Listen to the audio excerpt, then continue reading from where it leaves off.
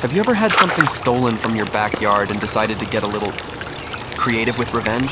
What happens when an overbearing HOA crosses the line and suddenly your peaceful suburban life turns into a battlefield of frogs, fish, and pure chaos? Stick around because you won't believe how far I went just to teach them a lesson. Before we dive in, make sure you hit that subscribe button and ring the notification bell so you never miss these wild HOA stories. Also, drop a like if you've ever had a neighbor push your buttons. Trust me, you'll want to hear this. It all started on a quiet Saturday morning, the kind where the sun stretches lazily over manicured lawns and the scent of fresh-cut grass drifts through the air. My backyard pond was thriving, filled with colorful koi that shimmered like living jewels beneath the water's surface. They were more than fish to me. They were a small sanctuary, a place I could retreat after a long week of dealing with the mundane headaches of life and, of course, the relentless scrutiny of the HOA. I had been warned about them before moving in. Stories whispered like urban legends about their obsession with conformity and control, but nothing could have prepared me for what came next. The HOA president, a woman with a glare sharp enough to cut glass and a sense of entitlement that could fill a stadium, had developed a vendetta. One morning, I woke up to the shocking realization that several of my prized koi had been removed from my pond. No explanation, no notice, just gone. My stomach sank as I tried to comprehend how far someone could go, wielding authority like a weapon against a simple backyard hobby. I knew I had to respond. But this wasn't going to be just any response. This was going to be legendary. The idea formed slowly, like the first hints of dawn, creeping into my mind with a mixture of trepidation and thrill. I would take my revenge, but not in a conventional sense. No, this had to be theatrical, symbolic, and unforgettable. I spent the day gathering frogs, dozens of them, each one hopping like a tiny agent of chaos. I had a plan, and it was meticulously detailed. The frogs were placed into containers, carefully transported to her pool under the guise of doing nothing more than a casual errand. As night fell, I enacted my plan, releasing them into the water. The pool, pristine and glimmering under the moonlight, transformed into a writhing spectacle of amphibian rebellion. By the time morning arrived, the HOA president would wake to a scene so absurd, so thoroughly chaotic, that the neighborhood would never look at her the same way again. The stage was set, the actors in place, and I could hardly wait to see the first act of this suburban drama unfold. If you're loving this story so far, make sure to hit that like button and subscribe because things are about to get way more intense. You do not want to miss how the chaos unfolds and the HOA gets a taste of their own medicine. The next morning, the neighborhood buzzed with a strange energy. Word spreads fast when the HOA president faces a crisis, and by the time she stepped outside, a small crowd had already gathered.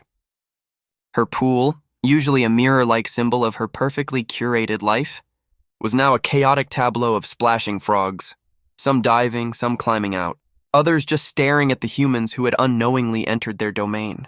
The sight was surreal. Birds circled above, drawn to the commotion, and the faint smell of pond water mixed oddly with the scent of freshly cut grass from the neighboring lawns. Neighbors whispered behind their hands, some in shock, some in glee. The president, usually immovable in her authority, looked momentarily undone, a mix of disbelief and fury contorting her features. I watched from behind my fence, hidden yet fully exposed to the spectacle, feeling a rush of vindication and amusement. This wasn't just revenge. It was a public performance, an art piece of suburban rebellion. Over the next few hours, the president attempted to regain control, shouting, flailing, and eventually trying to scoop out the frogs with a net far too small for the task.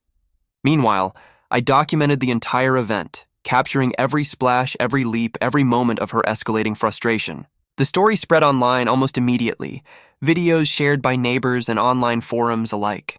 What started as a simple act of personal vengeance became a viral sensation, a cautionary tale about crossing someone who values their backyard sanctuary.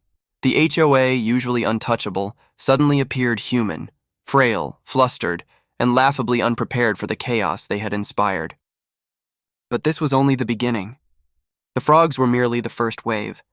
There was more to come. More layers to this story of suburban warfare, and as the president struggled with her own pool, I began to plan the next phase. The neighborhood had chosen sides, some quietly cheering, others glaring, unsure if they should intervene or retreat. Every leap of a frog was a small victory, a statement of resistance against the relentless rigidity of the HOA. I realized in that moment that my fight was not just about fish or frogs. It was about reclaiming agency in a world obsessed with control, a lesson in daring to challenge the status quo without apology. As the sun began to dip in the sky, casting golden light over a pool teeming with green bodies and frantic movement, I knew the narrative had shifted. The HOA president was no longer the untouchable authority figure. She was part of the spectacle, a character in a story much larger than herself, one that would be remembered for years in whispered conversations and viral clips.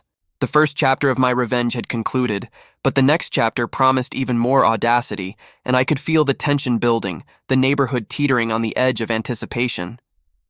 The stage was set for what would come next. By the end of that week, the HOA president's house had become a magnet for rumors, her attempts to restore order turning into a series of comedic missteps. I continued my quiet observation, documenting every interaction, every attempt at damage control, each more dramatic than the last.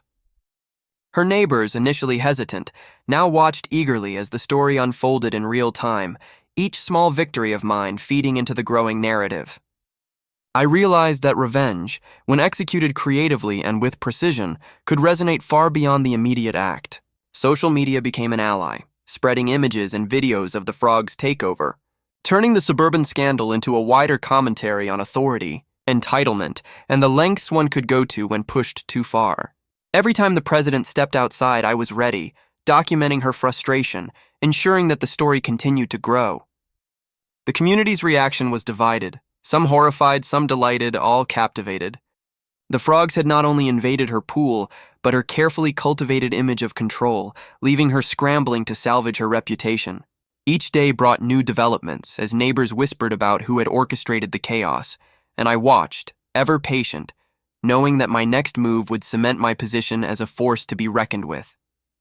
The HOA president, overwhelmed and increasingly desperate, began making mistakes, exposing vulnerabilities and inconsistencies that had previously been hidden behind her facade of control. The narrative of her authority began to crumble, her public image now intertwined with the absurdity of amphibian rebellion. By the time I moved toward the next phase of my plan, the stage was set, the players defined, and the story of this suburban showdown was reaching its fever pitch. The anticipation of the next act hung in the air like the charged electricity before a storm, and I felt an exhilarating sense of inevitability, knowing that what I had set in motion could not be undone.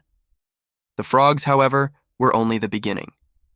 In the following days, I introduced subtle, seemingly innocuous disruptions around the president's property, garden hoses mysteriously redirecting water, strategically placed wind chimes creating cacophonous sounds, and carefully timed sprinklers ensuring that no corner of her meticulously maintained yard remained untouched. Each act was designed to frustrate, confuse, and ultimately amuse those who understood the context. I documented everything, creating a visual diary of calculated mischief that only increased the legend of my actions within the neighborhood. Social media continued to play its role, amplifying every image, every video, ensuring that the story of the frogs and the HOA president's unraveling spread far beyond our suburban enclave. Neighbors now approached me with tips, small hints of potential vulnerabilities, eager to see the next phase of this spectacle unfold. The HOA president, meanwhile, became increasingly isolated, her attempts to assert authority more desperate and less effective. Each act of minor sabotage, each leap of a frog, each social media post added to the growing narrative, a story of resistance, cunning, and poetic justice. As the sun set each evening, I reviewed the day's developments, planning the next moves with meticulous care. The climax was approaching, the final act of my revenge looming just over the horizon, and I knew that when it arrived, it would be unforgettable, leaving a mark not only on the HOA president, but on the entire neighborhood's perception of power, control, and what it means to cross the wrong person. The frogs had been a beginning, the chaos an introduction, but the next chapter would seal the story, transforming a simple act of backyard revenge into a legend that neighbors would whisper about for years. By the final week of my campaign, the HOA president's desperation had reached a fever pitch.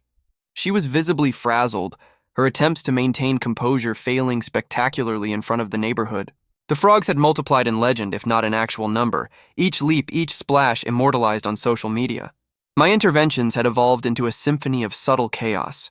strategically placed buckets of water causing minor flooding in predictable areas, sprinklers triggered remotely, even the occasional misdirection of mail and packages that, while harmless, added layers to the sense of disorder surrounding her. I documented every event, creating a comprehensive chronicle that showcased not only my meticulous planning, but the collapse of her authority in real time. The neighborhood was captivated. They watched, they laughed, and some even cheered.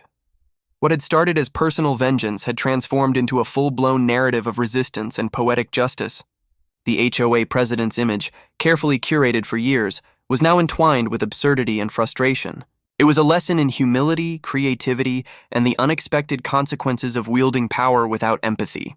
When the final act of my revenge unfolded, it was cinematic in scope, a combination of frogs, mischief, and well-timed interventions that left her standing at the center of a chaotic tableau, helpless to restore the order she once commanded. Neighbors witnessed it, social media amplified it, and the story solidified into legend.